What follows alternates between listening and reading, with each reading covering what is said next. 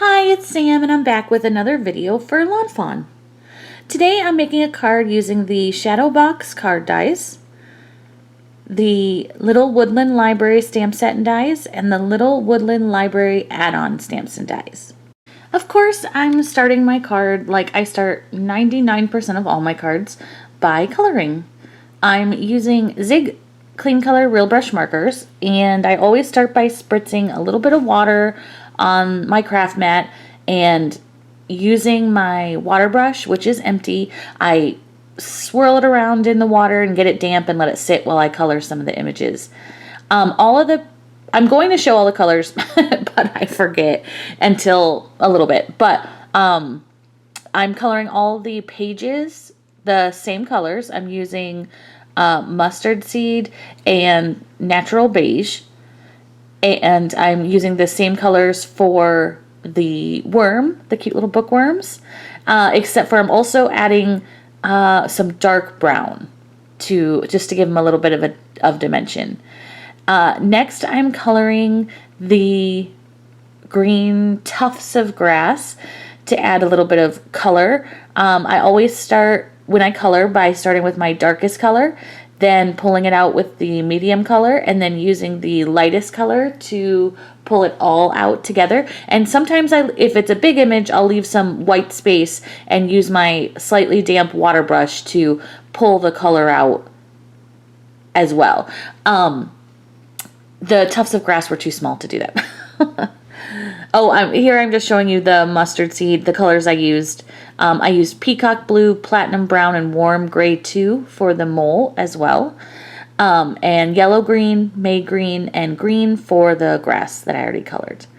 Next I'm going to use Mustard Seed and Natural Beige for the little mouth area of the mole as well. And bright yellow, mustard, and orange for the fox. As you can see, I stamped two images.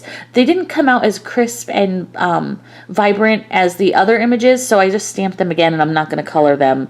I crossed them out with some pencil so I didn't confuse myself and color them anyway, which is what I do. I'm using Warm Gray 2 to add the white areas of the fox, and then the same colors for the skunk, which is Peacock Blue, Warm Gray 2, and Light Gray. I'm coloring always the same, darkest, medium, light, and that always gives me a little bit of contrast and shading when I need it. Same Warm Gray 2 for the white areas of the skunk that I used for the fox. Next is Fog Gray and Light Gray, and I'm going to be coloring these sweet little bunnies. I love how they're reading bunnies, like reading buddies. I mean, adorable. So cute. I mean, it's just so cute.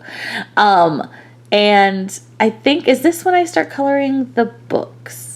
No, not yet. I'm using mid-brown mustard and natural beige. Same colors I use for the squirrel.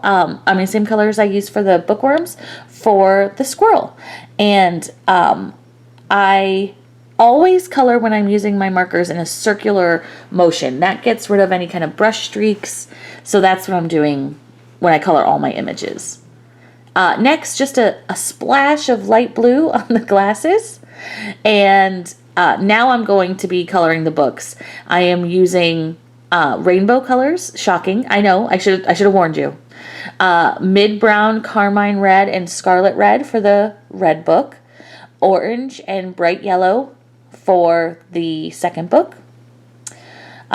Mustard. I'm so sorry. Mustard, lemon yellow, and yellow for the third book. The next set of books uses the same as the greens, which is yellow green, May green, and green. I do color in the little oval with the mint green. And then the next set of books is turquoise green, light blue, and mint green. Then I'm using the same sort of colors. I'm using Persian blue, turquoise green, and light blue. And then I'm actually doing two sets of purples for the last two. Lilac and violet, which are a little bit cooler blue tones. And then light violet and purple for the last book. And any other time I'm using these colors on the books, I'm using the exact same color combinations. This last book is the last new color I'm introducing. It's natural beige and pink. And every other color that I'm using, I've already shown you the color combination. So again, the light blue for the glass is the same as the glasses. This yellow book for the fox is the same as the yellows I used for the yellow book. This mint green is the same as the mint color, and you know, blah blah blah, so on and so on. I really love how you can color these critters in like neutral colors like grays, dark grays, browns, and then add a fun, happy like pop of color with the book that they're holding. I think that's just so adorable. I am a huge fan of reading. I read all the time, and I buddy read with my best friend. We do 2 books a month together, and that's the most fun thing ever. And so when I had to pick what am I going to make a card today? It was like a no-brainer. I have to use this cute little set. It's like perfect. And it has a little library. I mean, the nerd in me it's working overtime here. I love that idea.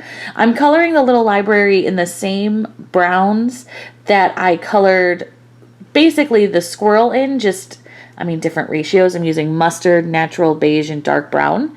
And I'm just starting to add a base coat with the mustard color, and then using my very slightly damp water brush to pull out the color.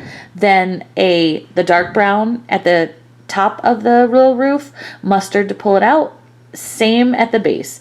Dark brown, mustard, and a little bit of light beige at the bottom. I did think it was dark, so I used my water brush to lighten it just a little bit. And I'm using some of the grays to add, for the frame and the doorknob that I've already used on other images. These last little bits of books with the titles, which, FYI, bravo to the titles. They're Harry Potter. Cutest thing ever. Harry Potter, Forest Tales. There's so many adorable sayings. I just couldn't. I didn't end up using any of the books that have the stamped titles on them this time, but I did color them and cut them out, so I'll save them when I make another card because they're too cute. It's just adorable. And these are a lot of images, but I knew I was going to need a lot of images because when I make a Shadowbox card, I decorate all the sides, inside, outside, all around. And I love carrying the scene across the entire card, so I knew I was going to need a lot of images. And the last thing I'm doing is just adding pink cheeks to everything, and those are my colored images, and now we can make the whole card, and then we're done. It's so easy. The longest part of this card was the coloring, but also I love coloring, so no big deal.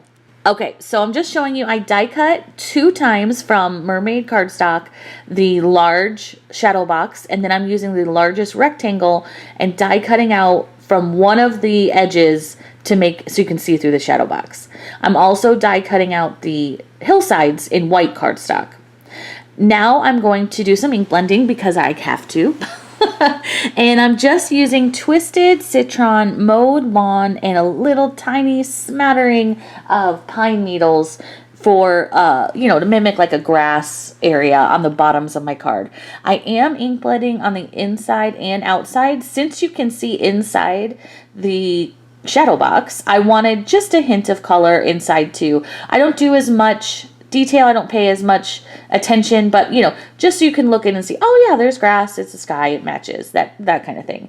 The ink blending was super fast. Obviously I have it sped up here, but it took no time at all because I was just adding a hint of color. I wasn't doing a whole area. At the top of the sky here, I'm just using Blueprint Sketch, which is basically the only color I use. If it was a little bit harsh on the edges, I did go in with Peacock Feathers just to smooth it out because it's literally the same color. And that was it. I again did do the inside and outsides of both panels. And then I forgot when I cleaned up my green ink blending, oh yeah, I need to ink blend grass area too. So I just did that real quick. Again, same colors, twisted citron, tiny bit of pine needles, mowed lawn, just to add some bright green, happy rolling hills for these critters to read on. And like I said, it was super fast.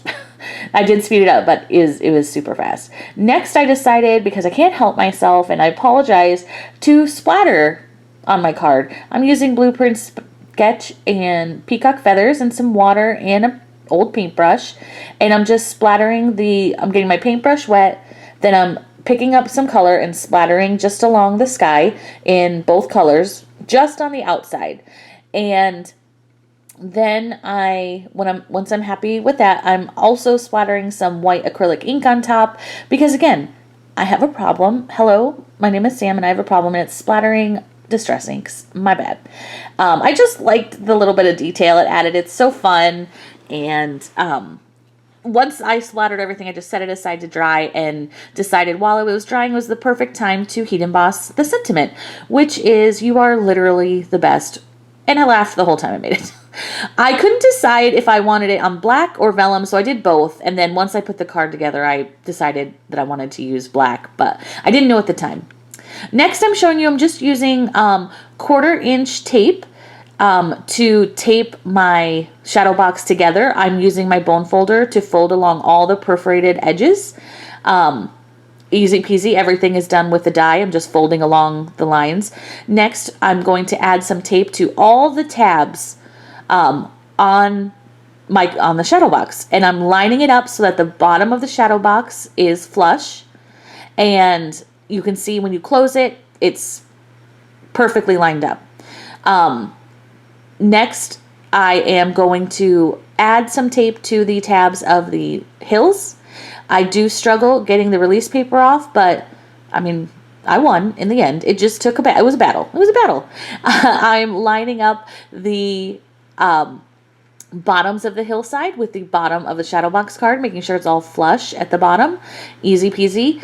The other tab is standing up, so when I fold this over, it all glues together and everything is attached and it's perfectly lined up. I mean, I went through this quickly because I've done this card 100 times and I love it every time. I mean, it's the easiest thing. It's so easy. This is basically what the card's going to look like from the front when I'm done. I had to add just a little bit of temporary tape to the back while I set up my card to see where I wanted each image, but now I'm actually gluing the images down. But I am the kind of person that has to play with the images, line them up, see which ones are going to go where. I can't think of it in my mind. I have to play with it, which is, you know, to me, half the fun of making the card is playing with the images. So, but that's why some of the images looked like they were already stuck down, because I temporarily adhered them while I was moving them around. Of course, I had to stack this beautiful rainbow of books, and I'm putting some grass tufts at the bottom. It does hang off the edge, but I go and trim it at the end. I'm just letting the glue dry before I do.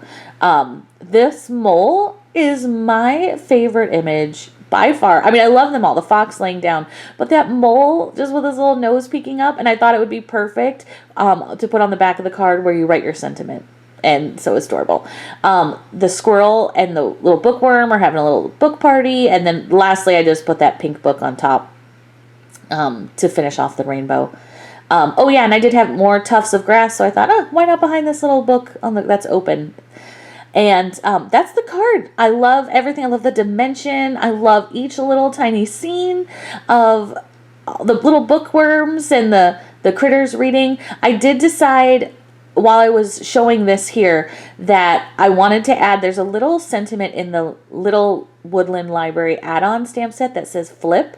And I thought it would be so cute to add where the squirrel is reading, because he's just like so into the book he's reading and flipping the pages. Thanks so much for joining me and making this card with me, and I hope that you're inspired. Please check it out on the Lawn Fawn blog and have a great day. Bye!